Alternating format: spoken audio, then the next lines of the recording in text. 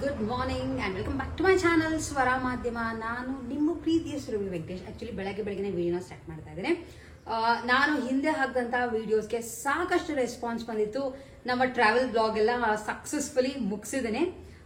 So S, ಈ ಬೆಳಗ್ಗೆ ತಿಂಡಿ ಮಾಡ್ತಾ ಇದೆ. ಸ್ವಲ್ಪ ಡಿಫ್ರೆಂಟ್ ಆಗಿರುವಂಥ ತಿಂಡಿ ಮಾಡ್ತಾ ಇದೆ. ಏನಿಲ್ಲ, ಚಪಾತಿ ಆಸ್ ಯೂಶುವಲ್ ತಿನ್ನೋ ಬದಲು ಚಪಾತಿನ ಸ್ಯಾಂಡ್ವಿಚ್ ತರ ಮಾಡ್ಕೊಂಡು ತಿನ್ನೋಣ ಅಂತ ಅನ್ಕೊಂಡಿದ್ದೆ. ತುಂಬಾ ಜನ ಕೇಳ್ತಾ ಇದ್ರಿ, ನೀವು ತುಂಬಾ ದಿನ ಆಯ್ತು ನಿಮ್ಮ ಸ್ಯಾಂಡ್ವಿಚ್ ಮೇಕರ್ನ ತೋರಿಸಿ ಅಂತ. ಸೊ ತೆಗ್ದಿದ್ದೀನಿ.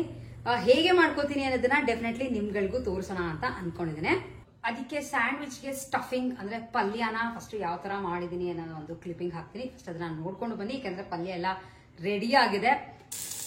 ಒಂದು ಬಾಂಡೆಗೆ ಒಂದು ಸ್ವಲ್ಪ ಎಣ್ಣೆ ಹಾಕೊಂಡು ಅದಕ್ಕೆ ಶುಂಠಿ, ಬೆಳ್ಳುಳ್ಳಿ, ಕಟ್ ಮಾಡ್ಕೊಂಡಿರುವಂತ ಈರುಳ್ಳಿ, ಸ್ವೀಟ್ ಕಾರ್ನ್, ಟೊಮ್ಯಾಟೊ, ಹಾಗೆ ಇದು ಲೈಟಾಗಿ ಫ್ರೈ ಆಗಿದೆ. ಅದೇ ತುಂಬಾ ಸ್ಮ್ಯಾಶ್ ಆಗೋ ತರ ಫ್ರೈ ಮಾಡ್ತಿಲ್ಲ. ಈಗ ಇದಕ್ಕೆ ಫಸ್ಟ್ ಹಾಕೋತಿರೋದು ರುಚಿಗೆ ತಕ್ಕಷ್ಟು ಉಪ್ಪು ಸ್ವಲ್ಪ ಕಮ್ಮಿನೇ ಹಾಕೋತಾ ಇದ್ದೇನೆ. ಹಾಗೆ ಸ್ವಲ್ಪ ಆರಿಗ್ಯಾನೋ, ಪೆಪ್ಪರ್ ಪೌಡರ್, ಸ್ವಲ್ಪ ಗರಂ ಮಸಾಲ, ಹಾಗೆ ಸ್ವಲ್ಪ ಕೊತ್ತಂಬರಿ ಬೀಜದ ಪುಡಿ, ಸ್ವಲ್ಪ ಚಾಟ್ ಮಸಾಲ, ಇದ್ರ ಜೊತೆ ಸ್ವಲ್ಪ chilli powder, red chilli powder. ಖಾರಕ್ಕೆ ನೋಡ್ಕೊಂಡು ಹಾಕೊಳ್ಳಿ, ನಾನು ಸ್ವಲ್ಪ ಹಾಕೋತಾ ಇದ್ದೀನಿ. ಆದ್ಮೇಲೆ ಇದನ್ನೇನು ಫ್ರೈ ಮಾಡ್ಕೊಳ್ಳೋದ ಹಸಿ ಕ್ಯಾರೆಟ್ನ ಹಾಕ್ತಾ ಇದ್ದೀನಿ, ತುರ್ದು ಹಾಕ್ತಾ ಇದ್ದೀನಿ. ಹಾಗಾಗಿ ಫ್ರೈ ಮಾಡೋಷ್ಟೇನು ಇರಲ್ಲ.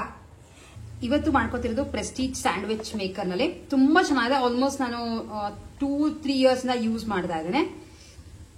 ಕ್ಲೀನ್ ಮಾಡೋದು ತುಂಬಾನೇ ಈಸಿ. ಇವಾಗ ಮಾಡಿದಿನ, ಸೊ ಹಾಗಾಗಿ ಹಂಗೆ ಒಂದು ಚೂರು ಎಣ್ಣೆ ಇದೆ, ಹಾಗಿದ್ರೆ ಇವಾಗ ಮಾಡ್ಕೋತೀನಲ್ಲ. ಸೊ ಇಲ್ಲಿ ನಿಮಗೆ ಪಲ್ಯ ಇದೆ. ಇದು ಮನೆಯಲ್ಲೇ ಮಾಡ್ಕೊಂಡಿರೋ ಸಾಸ್. ನಿಮ್ಗೆ ಸೇಮ್ ಲೈಕ್ ಸ್ಟೋರ್ ಬಾಟ್ ತರನೇ ಬರುತ್ತೆ, ಆದ್ರೆ ತುಂಬಾ ದಿನ ಇಡಕ್ಕಾಗಲ್ಲ, ಯಾಕೆಂದ್ರೆ ಯಾವುದೇ ಒಂದು ಪ್ರಿಸರ್ವೇಟಿವ್ ನ ಆಡ್ ಮಾಡಲ್ಲ. ಸೊ ಫೈನಲಿ ಇಷ್ಟು ಮಿಕ್ಕಿತ್ತು. ಸೊ ಇದನ್ನ ಏನ್ ಮಾಡ್ತಾ ಇದೀನಿ ಅಂತಂದ್ರೆ, ಫಸ್ಟ್ ಆನ್ ಮಾಡ್ಕೊಂಡಿದ್ದೀನಿ. ಇದಕ್ಕೆ ಒಂದ್ ಸ್ವಲ್ಪ ಸಾಸ್ ನ ಹಾಕೋತಾ ಇದ್ದೀನಿ. ನನಗೆ ಅಷ್ಟೊಂದು ಸಾಸ್ ಎಲ್ಲ ತುಂಬಾ ಇಷ್ಟ ಆಗಲ್ಲ, ಸೊ ಹಾಗಾಗಿ ಸ್ವಲ್ಪ ಹಾಕೊಂಡು ಇದಕ್ಕೆ ಮಾಡ್ಕೊಂಡಿರೋ ಅಂತ ಪಲ್ಯನ ಮಧ್ಯಕ್ಕೆ ಇಡ್ತಾ ಇದ್ದೀನಿ. ನೀವು ಯಾವ ಶೇಪಲ್ಲಿ ಬೇಕೋ ಆ ಶೇಪ್ನಲ್ಲಿ ಇದನ್ನ ಫೋಲ್ಡ್ ಮಾಡ್ಕೋಬಹುದು. ಜಾಸ್ತಿ ಬೇಕಿದ್ರೆ ಜಾಸ್ತಿನೂ ಇಟ್ಕೊಳ್ಳಿ. ಇದನ್ನ ಕ್ಲೀನಾಗಿ ಈ ತರ ಫೋಲ್ಡ್ ಮಾಡ್ತಾ ಇದ್ದೀನಿ, ಲೈಕ್ ರೋಲ್ ತರ ಕ್ಲೀನಾಗಿ ತಿನ್ಬೋದು ಅಂತ ಅಷ್ಟೇನೆ. ಇದರೊಳಗೆ ಇದನ್ನ ಇಟ್ಬಿಟ್ಟು ನಾರ್ಮಲ್ ಆಗಿ ಇದನ್ನ ಕ್ಲೋಸ್ ಮಾಡ್ತಾ ಇದ್ದೀನಿ. ಇದು ರೆಡ್ ಲೈಟ್ ಬಂದಿದೆ, ಯಾಕೆಂತಂದ್ರೆ ಇನ್ನೂ ಫುಲ್ ಹೀಟ್ ಆಗಿಲ್ಲ. ಆಕ್ಚುಲಿ ಹೀಟ್ ಆಗಿದೆ, ಲೈಟ್ ಕೂಡ ಆಫ್ ಆಗಿದೆ. ನೋಡಿ ಎಷ್ಟು ಕ್ಲೀನ್ ಆಗಿ ಗ್ರಿಲ್ ತರ ಆಗಿದೆ. ಈಗ ಇದನ್ನ ಎರಡೂ ಸೈಡ್ ಆಗುತ್ತೆ ನೋಡಿ. ಸೊ ಇನ್ನೊಂದು ರೆಡಿ ಮಾಡ್ಕೊಂಡಿದ್ದಲ್ಲ.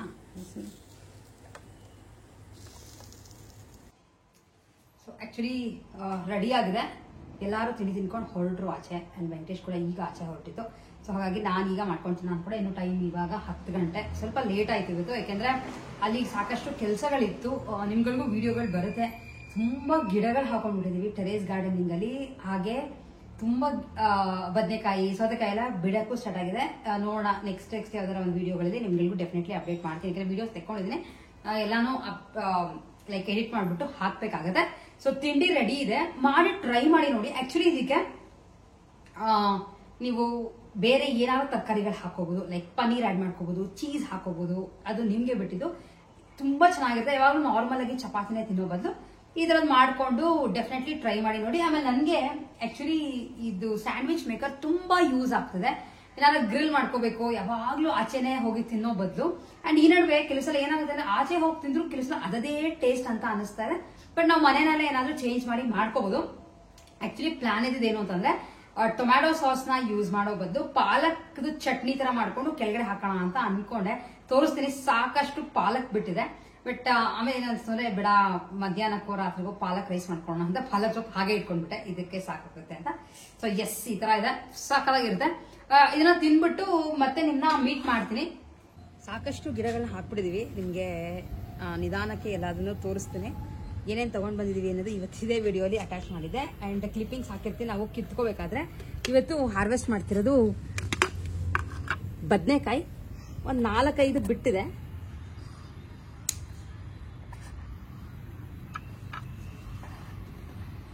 ಇದೇನು ತುಂಬಾ ಉದ್ದ ಆಗುವಂತ ಬದನೆಕಾಯಿ ಬ್ರೀಡ್ ಹಾಕಿರ್ಲಿಲ್ಲ. ಸೊ ಹಾಗಾಗಿ ಇದಂತೂ ಸಕ್ಕತ್ತಾಗಿ ಬಂದಿದೆ ನೋಡಿ. ತುಂಬ ದಿವಸ ಬಿಟ್ಟಿದ್ದೆ. ಕಲರ್ ಮಾತ್ರ ಸಖತ್ತಾಗಿದೆ. ಇನ್ನೂ ಒಂದಿದೆ.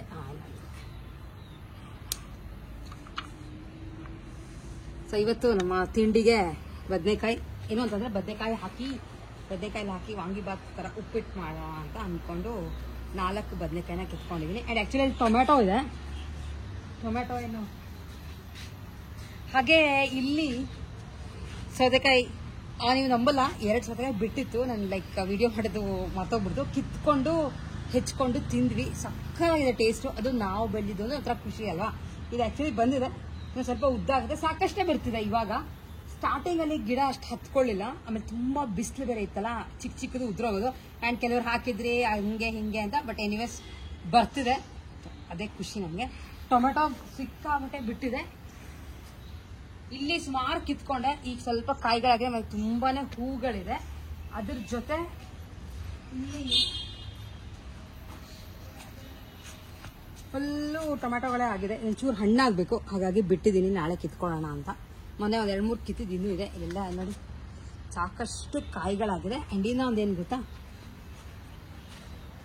ಇಲ್ಲಿ ಇದು ಸುಮ್ಮನೆ ಹಾಕಿದಷ್ಟೇ. ನಾವು ವಾಟರ್ ಮೆಲನ್ನ ತಿಂದ್ಬಿಟ್ಟು ಇಷ್ಟು ಬೇಗ ಇದು ನಿಲ್ಲಲ್ಲ.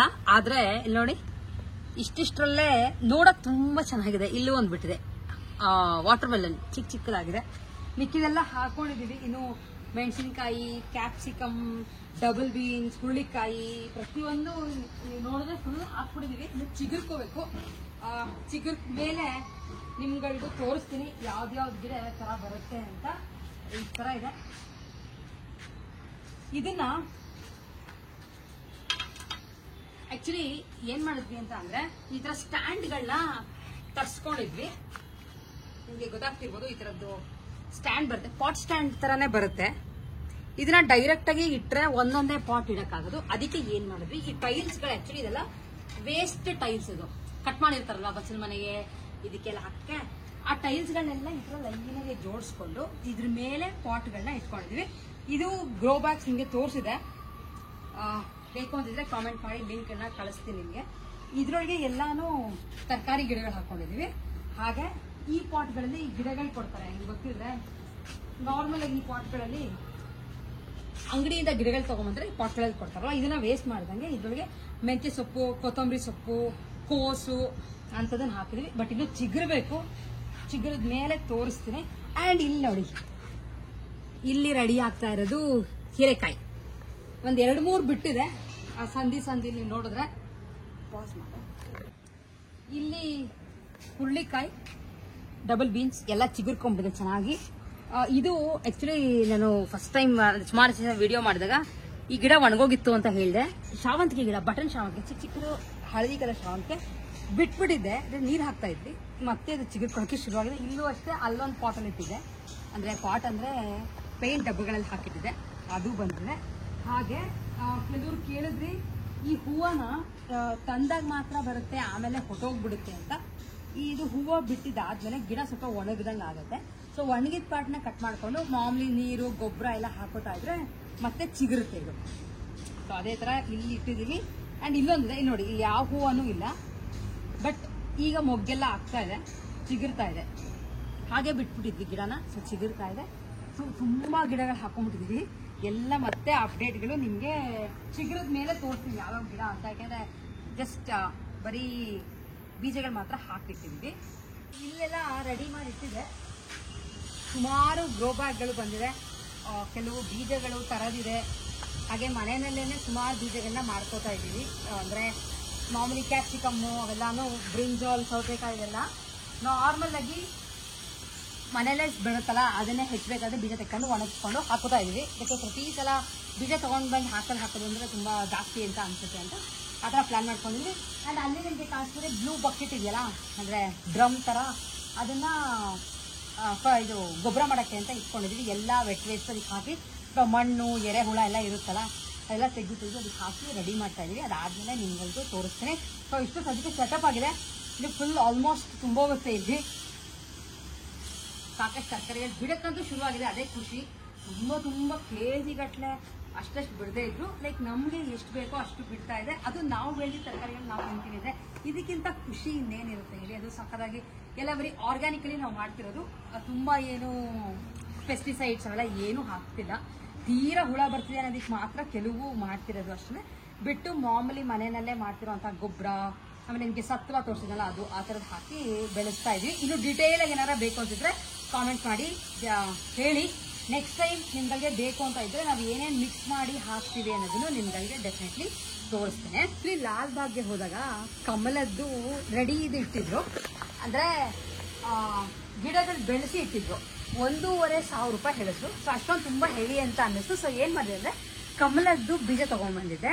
ಅವ್ರು ಅದನ್ನ ಹೇಳಿದ್ರು ನಾರ್ಮಲ್ ಆಗಿ ಅದು ಲೈಕ್ ಬೀಜದ ತರ ಇರುತ್ತೆ, ಅದೊಂಚೂರು ಉಜ್ಜಿಬಿಟ್ಟು ಕಣ್ ತರ ಇರುತ್ತೆ, ಅದನ್ನ ನೀರಲ್ಲಿ ಹಾಕಿರಿ ಅದು ಮೊಳಕೆ ಹೊಡೆಯುತ್ತೆ ಅಂತ. ಆಕ್ಚುಲಿ 3 ದಿನ ಆಯ್ತು ಹಾಕಿಟ್ಟು.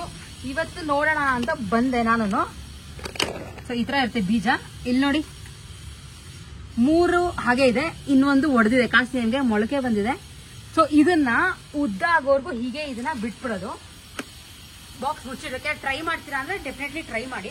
ಬೀಜ ಸಿಗುತ್ತೆ, ಅದ್ರದ್ದು ಕಣ್ ಪಾರ್ಟ್ ನಿಮ್ಗೆ ಗೊತ್ತಾಗುತ್ತೆ.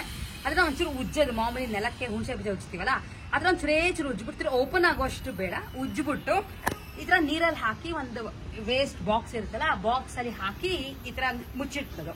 3 ದಿನ 4 ದಿನಕ್ಕೆ ನಿಮ್ಗೆ ಅದು ಒಡೆಯುತ್ತೆ, ಅಂದ್ರೆ ಮೊಳಕೆ ಬರುತ್ತೆ. ಇನ್ ಸ್ವಲ್ಪ ಉದ್ದ ಇಷ್ಟು ಆಗೋವರೆಗೂ ನೀರಲ್ಲೇ ಬಿಟ್ಟಿರೋದು. ಅದಾದ್ಮೇಲೆ ಒಂದ್ ದೊಡ್ಡದು ಟಪ್ ತರ ತಗೊಂಡ್ಬಂದು ಒಂದ್ ಸ್ವಲ್ಪ ಕಾಲ್ ಭಾಗದಷ್ಟು ಮಣ್ಣು, ಅದಕ್ಕೆ ಇದನ್ನ ಹಾಕ್ಬಿಟ್ಟು ಮೇಲ್ ಫುಲ್ ನೀರ್ ತುಂಬಿಸ್ಬಿಡೋದು. ಆ ನೀರ್ ಅದು ಕೊಚ್ಚೆ ನೀರ್ ತರ ಆಗತ್ತಲ್ವಾ, ಅದ್ರ ಮಣ್ಣೀರ್ ತರ ಆಗತ್ತೆ, ಜೇಡಿ ಮಣ್ಣು ತರ ಆಗುತ್ತೆ ನೀರಲ್ಲಿ ಮಣ್ಣಿಟ್ಟಿದ್ರೆ. ಸೊ ಅದ್ರೊಳಗೆ ಇದು ಬೆಳ್ಕೊಂಡು ಹೋಗುತ್ತೆ. ಇಷ್ಟನ್ನ ನಿಮ್ಗೆ ತೋರಿಸಿದ್ದೀನಿ. ನಾನು ಟಬ್ ತಂದು ಅದಕ್ಕೆ ಹಾಕ್ಬೇಕಾದ್ರೆ ತೋರಿಸ್ತೀನಿ. ಆಕ್ಚುಲಿ ಪ್ಲಾನ್ ಇರೋದೇನು ಅಂದ್ರೆ ವರಮಹಾಲಕ್ಷ್ಮಿಯ ಹಬ್ಬದಷ್ಟೊತ್ತಿಗೆ ಅಟ್ಲೀಸ್ಟ್ ಸ್ವಲ್ಪ ಗಿಡ ದೊಡ್ಡದಾರ ಬೆಳ್ಸೋಣ ಅನ್ನೋ ಪ್ಲಾನ್ ಇದೆ. ಹೂ ಬಿಡುತ್ತೋ ಇಲ್ಲೋ ಗೊತ್ತಿಲ್ಲ. ಸೊ ಸದ್ಯಕ್ಕೆ ಇಷ್ಟು ಬಂದಿದೆ, ನೋಡೋಣಂತೆ.